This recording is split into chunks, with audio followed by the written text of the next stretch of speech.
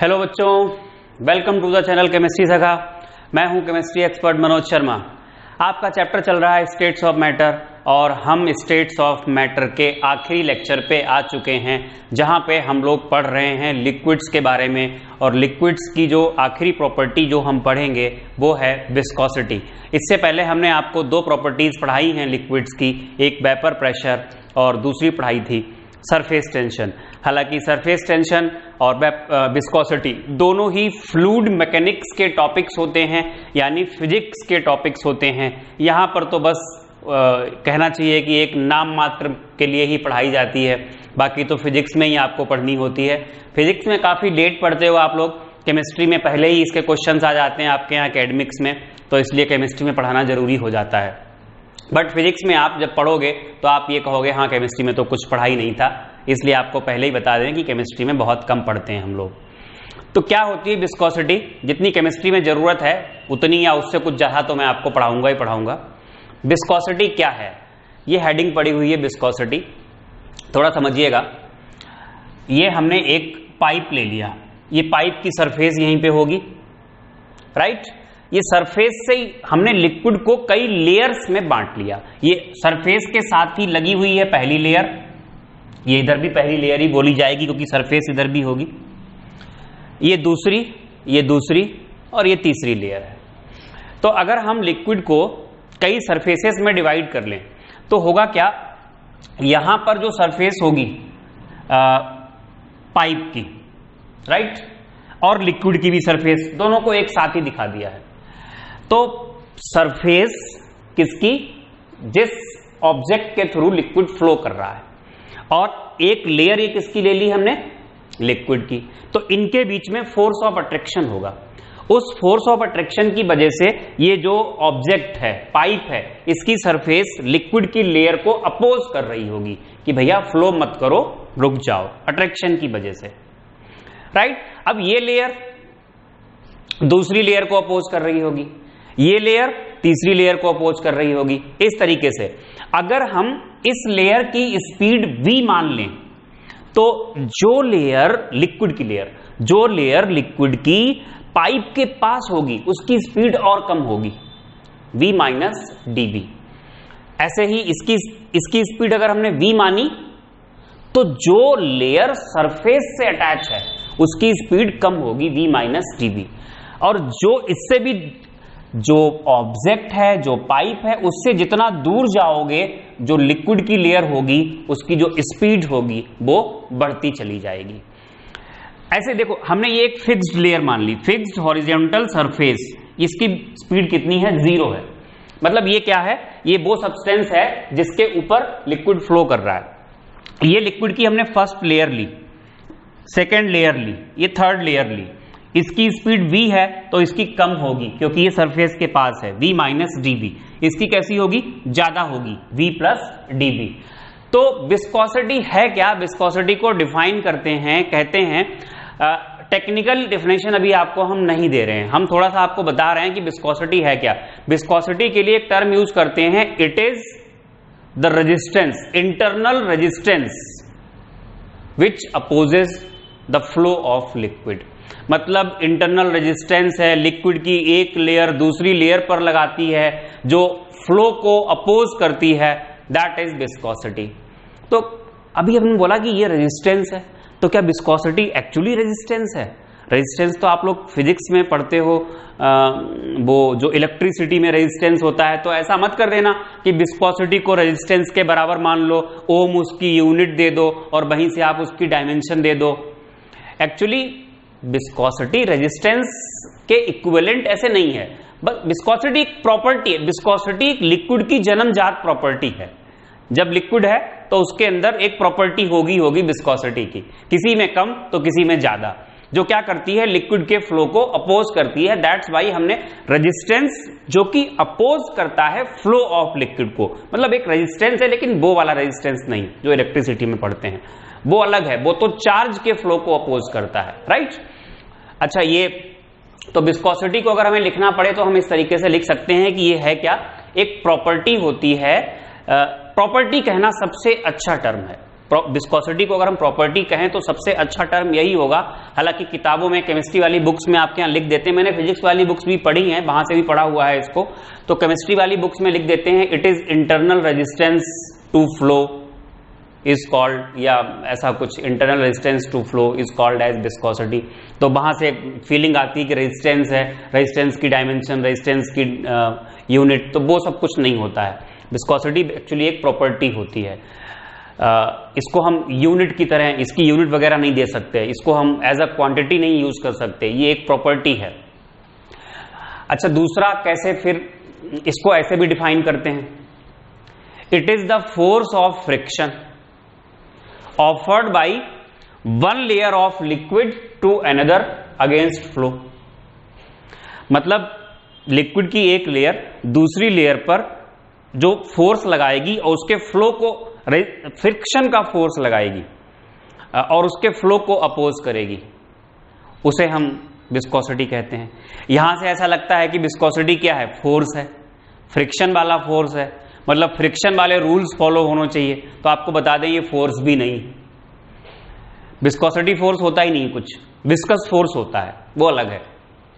Viscosity property है, viscosity friction नहीं है, फ्रिक्शन फोर्स नहीं है, फ्रिक्शन वाले रूल्स को फॉलो नहीं करेगी विस्कोसिटी, वो सॉलिड्स वाला होता है, वहां सॉलिड्स के बीच में माना जाता है फ्रिक्शन। तो ये ध्यान रखिएगा, इन कंफ्यूजन से थोड़ा बचिएगा। हाँ, अगर आप लिख के आ जाएंगे ये केमिस्ट्री में तो इसको काटा नहीं जाएगा, लेकिन फिजिक्स में टेक्निकली ज्यादा अच्छे से डिफाइन करते हैं। वहां पर कहा जाता है कि जो एक प्रॉपर्टी होती है जो ड्रैग करती है बैकवर्ड, ऐसे कुछ करके फिजिक्स में जो लिखाते हैं डेफिनेशन, वो टेक्निकली सही होती है, बट केमिस्ट्री में जो डेफिनेशंस लिखाई जाती हैं विस्कोसिटी की वो टेक्निकली सही नहीं होती हैं, right.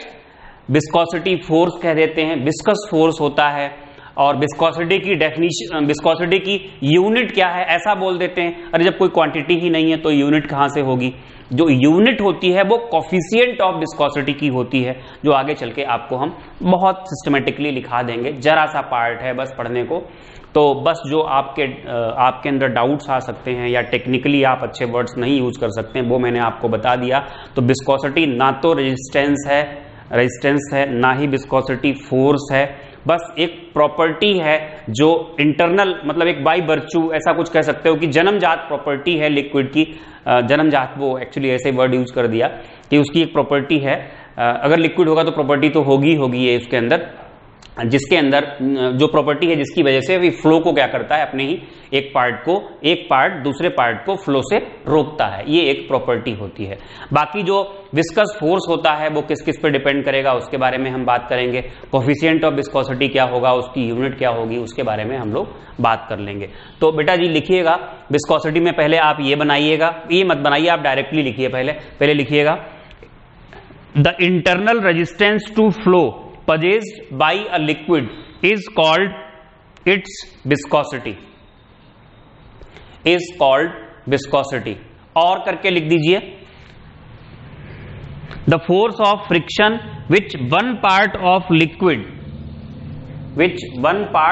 liquid offers to another part of the liquid is called viscosity। और नई लाइन से लिखिएगा viscosity is not exactly resistance or force of friction। Full stop के बाद viscosity is property of liquid। viscosity is property of liquid। उसके बाद आप ये बनाएंगे और ये बनाएंगे।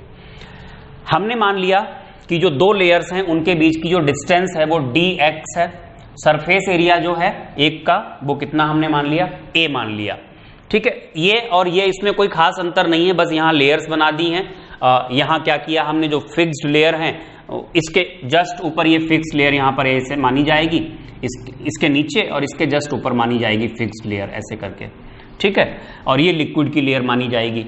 यहाँ हमने पाइप की फॉर्म में बना दिया, हमने यहाँ ओपन एक ड्रेन करता है ना जिस तरीके से लिक्विड, वैसे बना दिया।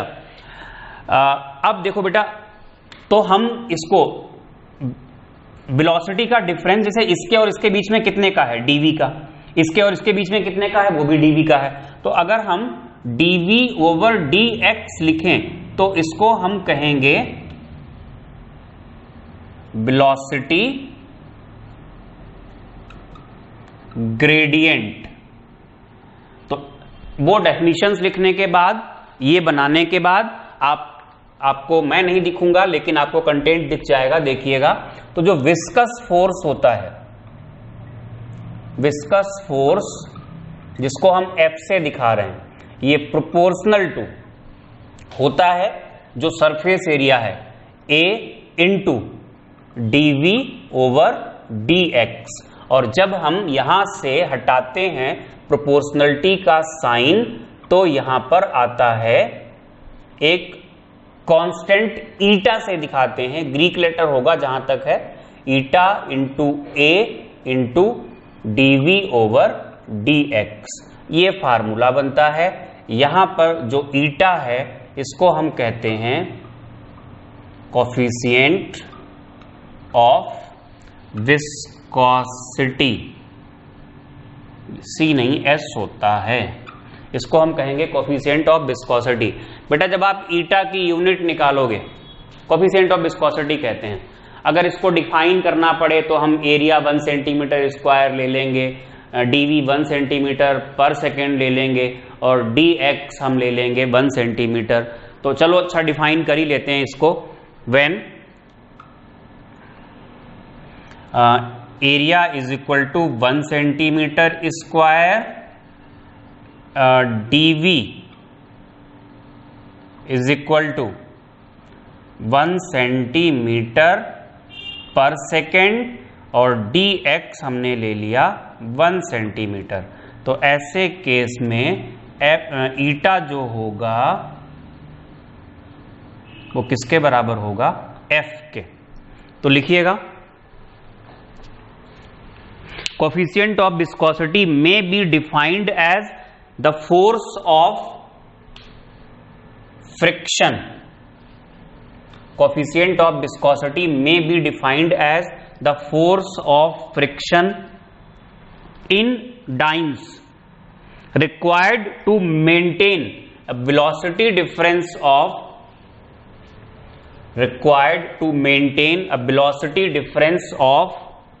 1 centimeter per second,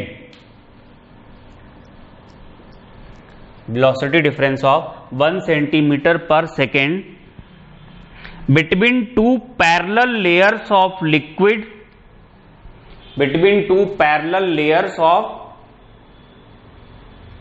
a liquid which are 1 centimeter apart, each having surface area of 1 centimeter square, each having surface area of 1 centimeter square। तो आपने क्या किया होगा, पहले सारी डेफिनेशंस लिखी, उसके बाद वो डायग्राम्स बनाए थे, और डायग्राम्स को बनाने के बाद आपने ये ड्राइव किया, फिर आपने कोफिशिएंट ऑफ विस्कोसिटी को डिफाइन किया। अगर हम बात करें यूनिट ऑफ ईटा यानी कोफिशिएंट ऑफ विस्कोसिटी, कई बार क्या होता है लोग पूछ लेते हैं what is the unit of viscosity. पहली बात तो वो क्वेश्चन गलत है, विस्कोसिटी की यूनिट नहीं पूछनी चाहिए, कोफिशिएंट ऑफ विस्कोसिटी की पूछनी चाहिए। लेकिन फिर भी अगर विस्कोसिटी की पूछी जाए तब भी आप कोफिशिएंट ऑफ विस्कोसिटी की यूनिट ही बताएंगे। तो यहां से आप क्या करेंगे, ईटा इज इक्वल टू क्या बोलेंगे, F ले लेंगे, F इंटू dx आ जाएगा, अपॉन क्या आएगा, A इंटू आएगा dV, और कुल मिला के ये निकल के आएगी 9 सेंटीमीटर स्क्वायर, और इंटू होगा सेकेंड।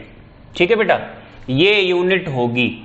अगर इसको हम CGS सिस्टम में ले रहे हैं, तो SI सिस्टम में लेंगे तो डाइन की जगह हमें न्यूटन करना पड़ेगा, और सेंटीमीटर पर सेंटीमीटर स्क्वायर की जगह पर मीटर स्क्वायर करना पड़ेगा, सेकेंड तो वैसे ही रहेगा।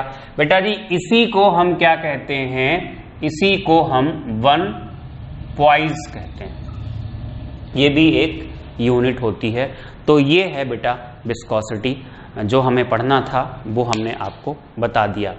जैसे कि अब रेजिस्टेंस में, भाई विस्कोसिटी रेजिस्टेंस क्यों नहीं है, क्योंकि रेजिस्टेंस जिन फैक्टर्स पे डिपेंड करता है, जो विस्कोसिटी फोर्स होता है वो उन फैक्टर्स पर डिपेंड नहीं करता है, तो एग्जैक्टली रेजिस्टेंस नहीं कह सकते। विस्कोसिटी को exactly technically force of friction नहीं कह सकते, क्योंकि फोर्स ऑफ फ्रिक्शन टेम्परेचर पर डिपेंड नहीं करता है, और ये जो विस्कोसिटी होती है टेम्परेचर पर डिपेंड करती है। टेम्परेचर आप बढ़ाओगे विस्कोसिटी कम हो जाती है। क्यों? क्योंकि भाई विस्कोसिटी है किसकी वजह से? लिक्विड के मॉलिक्यूल्स के बीच में जो फोर्स ऑफ अट्रैक्शन लगता है उसी की वजह से तो है। अगर आप टेम्परेचर बढ़ाओगे तो लिक्विड के पार्टिकल्स के बीच में जो फोर्स ऑफ अट्रैक्शन लग रहा है वो कम हो जाएगा और विस्कोसिटी भी कम हो जाएगी। तो ये बहुत सारे बातें होती हैं, बहुत सारे लोचे होते हैं जो इसको अलग करते हैं थोड़ा, इस फोर्स को, विस्कस फोर्स को। विस्कस फोर्स फ्रिक्शन फोर्स कह जरूर देते हैं, बट एक्चुअली फ्रिक्शन फोर्स नहीं है, क्योंकि फ्रिक्शन फोर्स जिन चीज़ों पे डिपेंड करता है उन चीज़ों पे ये डिपेंड नहीं करता है। जैसे जो फ्रिक्शन फोर्स होता है वो टेम्परेचर पे डिपेंड नहीं करता है, विस्कस फोर्स टेम्परेचर पे डिपेंड करता है। इससे पहले वाले में शायद मैंने आपको पढ़ाया था सरफेस टेंशन, वो भी टेम्परेचर पे डिपेंड करता है। टेम्परेचर बढ़ाओगे पार्टिकल्स के बीच के फोर्स ऑफ अट्रैक्शन घट जाएंगे और सरफेस टेंशन भी क्या होगा, उससे कम हो जाएगा। तो ये सारी बातें होती हैं। तो इस टॉपिक को भी अब हम बंद कर लेते हैं, कुछ इसमें है नहीं, एप्लीकेशंस में भी कुछ नहीं। अगर लिखना पड़े आप टेम्परेचर वाला फैक्टर लिख सकते हो कि जब हम टेम्परेचर को बढ़ाएंगे तो पार्टिकल्स के बीच में फोर्स ऑफ अट्रैक्शन घट जाने की वजह से क्या होगा, जो विस्कस फोर्स होगा वो भी कम हो जाएगा। और जो ईटा है, कोफिशिएंट ऑफ विस्कोसिटी है, अनडाउटेडली ये लिक्विड के नेचर पे डिपेंड करेगा। लिक्विड के नेचर पे क्यों डिपेंड करेगा भाई? हर लिक्विड में विस्कस फोर्स निकल के आएगा वो अलग अलग निकल के आएगा।